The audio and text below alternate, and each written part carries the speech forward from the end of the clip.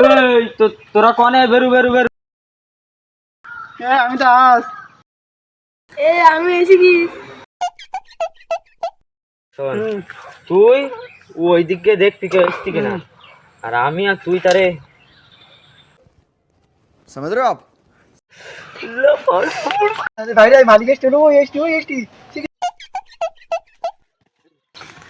এই শোন শোন শোন, আমি তো বলছি ভালো করে শোন। মালিক আসছি, হ্যাঁ মালিক আসলে সবাই বলবে কি কুল আমি পারিস।